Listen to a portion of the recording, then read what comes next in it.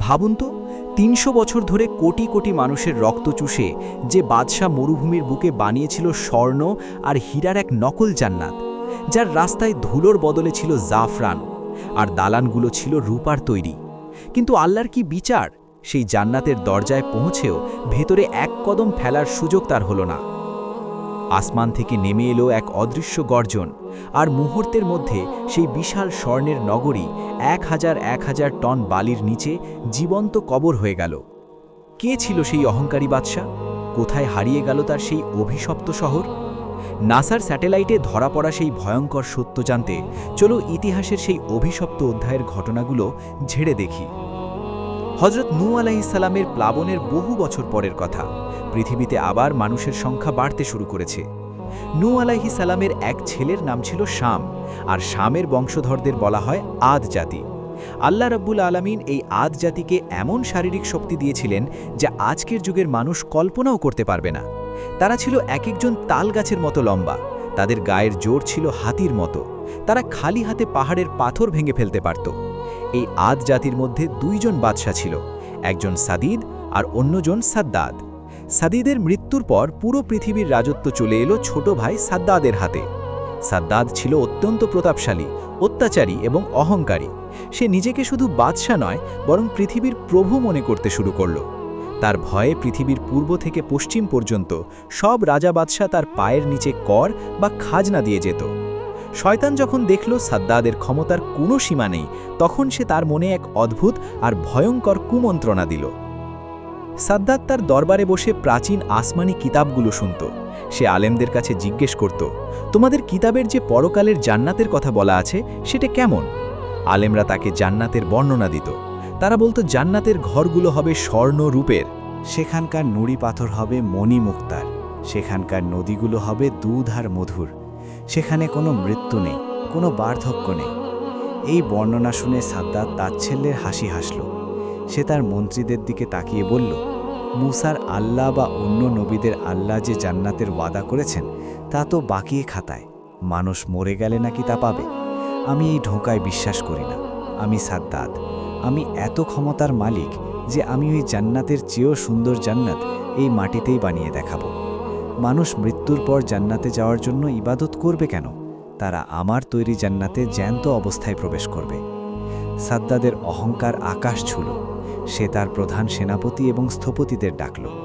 সে হুকুম দিল, সারা পৃথিবী চষে ফেলো, এমন একটি জায়গা খুঁজে বের করো যেখানে আবহাওয়া খুব মনোরম, যেখানে বাতাস খুব পরিষ্কার আর মাটি খুব উর্বর। আমি সেখানে আমার ইরাম নগরী বা জান্নাত বানাবো। সেনাপতিরা মাসের পর মাস ঘুরে ইয়েমেনের এডেন বা আদন এলাকার কাছে এক বিশাল মরুপ প্রান্তরের খোঁজ পেল। জায়গাটি ছিল খোলামেলা, বাতাস ছিল নির্মল। সাদ্দাদ সেই জায়গা পছন্দ করল। শুরু হলো পৃথিবীর ইতিহাসের সবচেয়ে বড় এবং নিষ্ঠুর প্রজেক্ট। সাদ্দাদ তার রাজ্যের সমস্ত গভর্নর এবং রাজাদের ফরমান পাঠালো, পৃথিবীর যেখানে যত স্বর্ণ, রৌপ্য, হীরা আছে সব আমার দরবারে পাঠাও। কারো হাতে যেন এক রতি সোনাও না থাকে। খনিগুলো ঘুরে শেষ করে ফেলো। সমুদ্র সেঁচে সব মুক্তা তুলে আনো। সৈন্যরা ঘরে ঘরে ঢুকে মায়েদের গলার হার, হাতের বালা, কানের দুল ছিনিয়ে নিতে লাগল। ছোট বাচ্চার গলার সামান্য লকেটটিও তারা কেড়ে নিল। খনিজ শ্রমিকদের উপর চলল অমানসিক নির্যাতন। রাত দিন চাবুক মেরে তাদের দিয়ে টনকে টন সোনা তোলানো হলো। সমুদ্রের ডুবুরিরা মুক্তা তুলতে গিয়ে পানির নিচে দম বন্ধ হয়ে মারা যেতে লাগল। কিন্তু সাদ্দাদের তাতে কোনো যায় আসে না। তার চাই সম্পদ, আরও সম্পদ।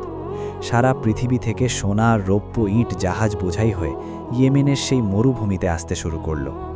১,০০০ আর্কিটেক্ট বা স্থপতি, লাখ লাখ শ্রমিক জড়ো করা হলো।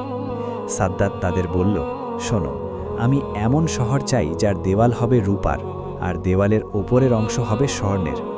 রাস্তার ধুলোবালি আমার পছন্দ নয়, তাই রাস্তার মাটির বদলে সেখানে ছড়িয়ে দেবে জাফরান, আম্বার আর কস্তুরি।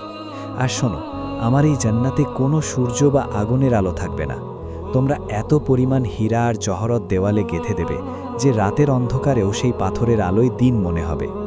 কাজ শুরু হলো। 1 বছর নয়, 2 বছর নয়, একটানা 300 বছর ধরে চলল এই নির্মাণ কাজ। সাদ্দাদ নিজে তখন বৃদ্ধ হয়ে যাচ্ছে, কিন্তু শয়তান তাকে দীর্ঘ হায়াতের আশা দিল। সাদ্দাত ভাবল এই জান্নাত তৈরি হলে সে সেখানে অমর হয়ে যাবে।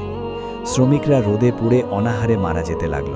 তাদের লাশের ওপর দাঁড়িয়েই তৈরি হতে লাগল ইরাম নগরীর বিশাল প্রাচীর। সেই প্রাচীর এত উঁচু ছিল যে তার চূড়া মেঘের আড়ালে ঢাকা পড়ত। আল্লাহ কোরআনে বলেছেন, ইরামা জাতিল ইমাদ, অর্থাৎ স্তম্ভ বিশিষ্ট ইরাম। তারা বিশাল বিশাল পিলার তৈরি করল, যা পুরোটাই ছিল দামি পাথর দিয়ে মোড়ানো। শহরের মাঝখানে তৈরি হলো দুধ, শরাব এবং মধুর নহর। কৃত্রিমভাবে মাটির নিচে পাম্প বসিয়ে শহরগুলো চালু করল। গাছের ডালপালা বানালো স্বর্ণের দিয়ে, আর সেই ডালে ফলের বদলে ঝুলিয়ে দিল বড় বড় হীরা আর পান্না। বাতাস বইলে সেই হীরাগুলো একে অপরের সাথে ধাক্কা খেত এবং এক সুমিষ্ট বাজনার সৃষ্টি হতো। ৩০০ বছর পর সেনাপতিরা ঘোড়া ছুটিয়ে সাদ্দাদের কাছে এলো। তারা বলল, হে পৃথিবীর মালিক, আপনার স্বপ্ন পূরণ হয়েছে, আপনার জান্নাত প্রস্তুত। আমি নিজেই খোদা হয়েছে। সে জানত আল্লাহ তাকে এতক্ষণ ঢিল দিচ্ছিলেন বা সুযোগ দিচ্ছিলেন, কিন্তু রশি টানার সময় হয়ে এসেছে। করে দাঁড়ালো। সাদ্দাত দেখল মরুভূমির মাঝখানে এক জীর্ণ শীর্ণ পোশাক পরা লোক দাঁড়িয়ে আছে। সাদ্দাত রেগে গিয়ে বলল, আমাকে অন্তত একবার, শুধু একবার আমার জান্নাতটা দেখার সুযোগ দাও, তারপর যা খুশি করো। আমাকে অন্য পাশ শূন্যে ঝুলছে। তার চোখ ভরা স্বপ্ন নিয়ে সে তার তৈরি জান্নাতের প্রধান গেটের দিকে তাকিয়েছে। তার হৃৎপিণ্ডটি ফেটে চৌচির হয়ে গেল। সে তার ঘোড়ার পিঠ থেকে নামার সুযোগ পেল না। তার তৈরি জান্নাতে এক কদম ভেলার সুযোগ। যারা সেই ফটকের বাইরে দাঁড়িয়েছিল তারা সবাই একই সময়ে একই মুহূর্তে মৃত্যুর কোলে ঢলে পড়ল। মরুভূমির বুকে মাইলের পর মাইল লাশ পড়ে রইল। নিয়েছিল তার দরজায় সে লাশ হয়ে পড়ে রইল, কিন্তু তার ভিতরে ঢুকতে সৌভাগ্য তার হল না।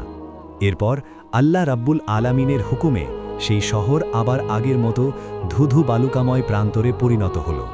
মাটির নিচে হারিয়ে গেল এক আশ্চর্য সভ্যতা, যার নাম ইরাম। হযরত মুয়াবিয়া রাদিয়াল্লাহু আনহুর খেলাফত আমল, অর্থাৎ রাসূলের উফাতের অনেক বছর পরের কথা। আবদুল্লাহ বিন কিলাবা নামে এক ব্যক্তি ছিলেন।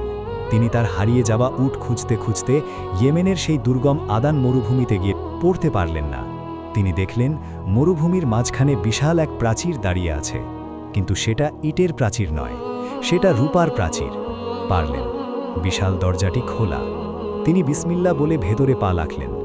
ভিতরে ঢুকেই তার ঘা ছমছমে এক অনুভূতি হল। পুরো শহরে মাটির পরিবর্তে ছড়িয়ে আছে জাফরান আর মিশক আম্বার, যা থেকে এখনও সুগন্ধ বের হচ্ছে। আর ছোট ছোট নুড়ি পথরের বদলে পড়ে আছে মুক্তা। আবদুল্লাহ বিন কিলাবা শহরের অলিগলি দিয়ে হাঁটতে লাগলেন। তিনি দেখলেন বিশাল বিশাল প্রাসাদ। তবে যদি এখানে বেশিক্ষণ থাকি, তবে হয়তো আমারও সাদ্দাদের মতো পরিণতি হবে। তিনি আবদুল্লাহ বিন কিলাবাকে ডেকে পাঠালেন। তখন মুচকি হেসে বললেন, হে আমিরুল মুমিনিন, এটি সেই শহর যা অভিশপ্ত বাদশাহ সাদ্দাত বানিয়েছিল। তখন সবাই হতবাক হয়ে গেল। ২০ শতাব্দীতে এসে আধুনিক বিজ্ঞান যখন মহাকাশ জয় করল, তখন বেরিয়ে এলো সেই চাঞ্চল্যকর সত্য।